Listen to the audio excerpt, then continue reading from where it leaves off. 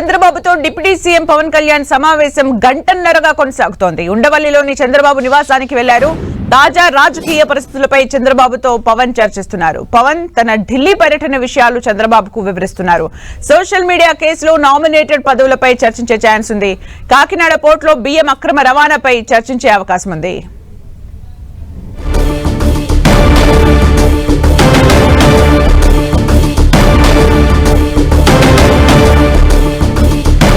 తాజా రాజకీయ పరిస్థితులపై చంద్రబాబుతో డిప్యూటీ సీఎం పవన్ కళ్యాణ్ భేటీ అయ్యారు. దాదాపు గంటన్నరగా ఈ భేటీ కొనసాగుతోంది. అయితే ఢిల్లీ పర్యటన విషయాలను కూడా చంద్రబాబుకు వివరిస్తున్నారు పవన్ కళ్యాణ్.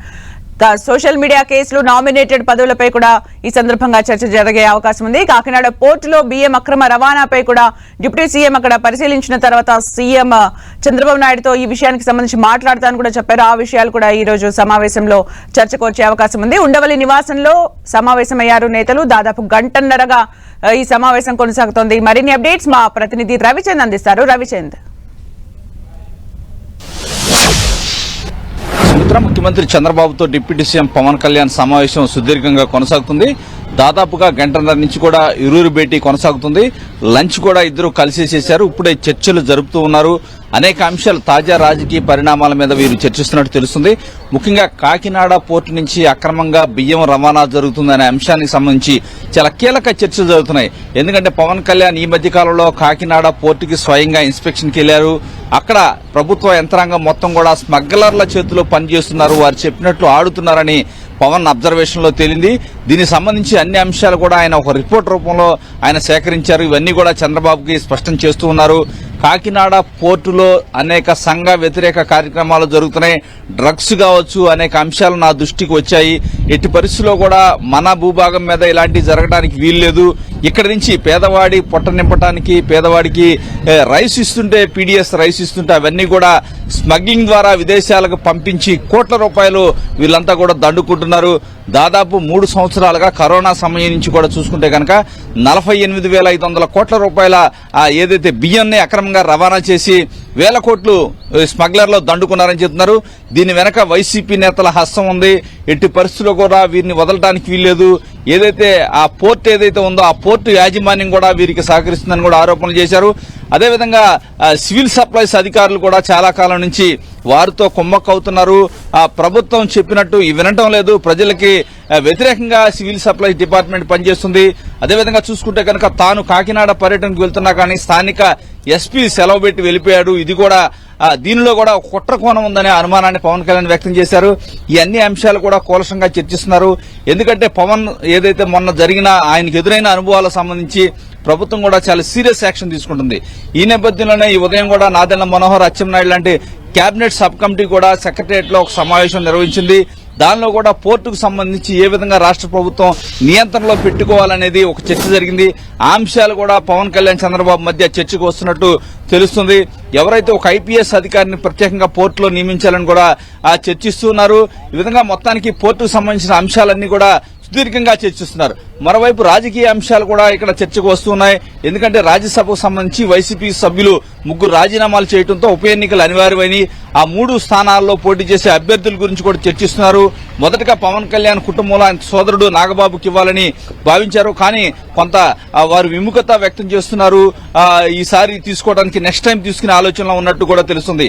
ఈ నేపథ్యంలో ఆ 3 స్థానాలు ఎవరికి ఇవ్వాలనేది కూడా ఇక్కడ చర్చిస్తున్నారు. ఎందుకంటే కూటమి 3 పార్టీలు కలిపి పనిచేస్తున్నాయి. ఇక్కడ ఆర్ కృష్ణయ్య, అదేవిధంగా బేద మస్తానరావు, మోపిదేవరావు 3 రాజీనామా చేశారు.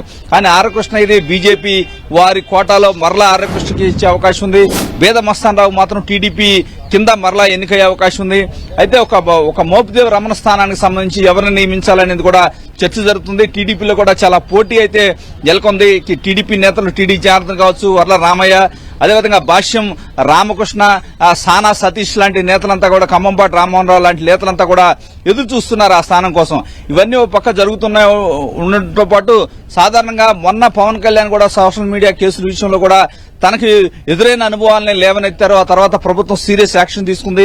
కానీ కొంతమంది ఇంకా కంట్రోల్ కావడం లేదు. సోషల్ మీడియా వేదికగా ఏదైతే సమాజంలో గౌరవప్రదమైన కుటుంబాలని అవహేళన చేస్తూ వారిని అవమానపరుస్తూ ఉన్నారు. ఇంకా ఈ విధానాన్ని అరికట్టాల్సిన అవసరం ఉంది. పోలీసులు గట్టిగా యాక్షన్ తీసుకోవాలనేది పవన్ కళ్యాణ్ అభిప్రాయంగా తెలుస్తుంది. ఈ అంశాలు కూడా, ఎందుకంటే గతానికి ఇప్పటికీ ఎంత మార్పు వచ్చింది, ఇంకా ఏ విధంగా ఇటువంటి వ్యక్తులను కట్టడి చేయాలని కూడా చర్చిస్తున్నారు. చాలా చోట్ల వైసీపీ నేతల అండతో కొంత law and order problem create చేసేందుకు సమాజంలో చాలా శక్తులు ప్రయత్నిస్తున్నాయి. వీటిని కూడా ఆట కట్టించాల్సిన అవసరం ఉందని చంద్రబాబు పవన్ కళ్యాణ్ అభిప్రాయపడుతున్నారు.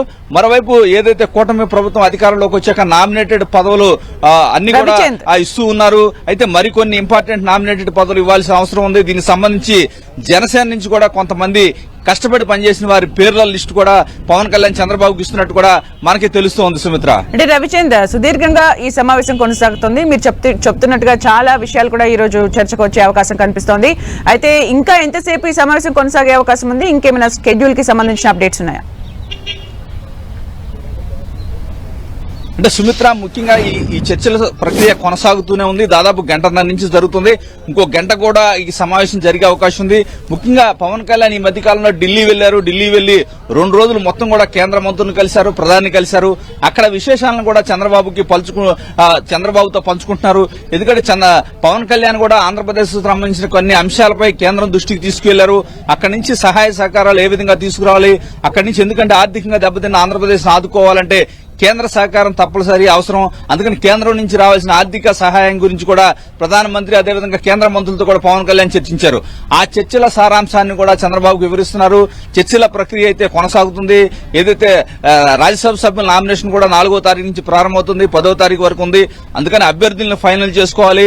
అదేవిధంగా కాకినాడ పోర్టు వ్యవహారాన్ని ఒక కొలిక్కి తీసుకురావాలి, దానిపై నియంత్రణలోకి తెచ్చుకోవాలి పోర్టు. ఎందుకంటే ఇప్పుడు వరకు కూడా వైజాగ్ పోర్టు ఒక్కటే ఇండివిడ్యువల్ పోర్టుగా ఉంటుంది. మిగిలినన్ని కూడా ఏపీ మ్యారిటైమ్ బోర్డు పర్యవేక్షణలోనే ఉంటాయి. కాబట్టి పోర్టులపై రాష్ట్ర ప్రభుత్వ అజమాయిషి అయితే ఒక వైజాగ్ తప్పించి మిగిలినటిపై ఉందని చెప్తున్నారు. ఈ నేపథ్యంలో ఎన్ని అంశాల గురించి కూడా కొంత కూలసంగా చర్చించుకుంటున్నారు. ఎట్టి పరిస్థితుల్లో కూడా అసాంఘిక శక్తులకి అడ్డాగా ఆంధ్రప్రదేశ్ రాష్ట్రం ఉండకూడదని భావిస్తున్నారు. ముఖ్యంగా గంజాయి డ్రగ్స్ రవాణా సంబంధించి కూడా వీటిపై చర్చించుకుంటున్నారు. ఎందుకంటే ఇప్పటికే ఏకలనే ఒక ఫోర్స్ ని క్రియేట్ చేశారు. ఇవన్నీ కూడా వీరి మధ్య చర్చలు అయితే జరుగుతున్నాయి. మరో గంట పాటు ఈ సమావేశం జరిగే అవకాశం ఉంది. Sumitra, thank you Ravichandra for the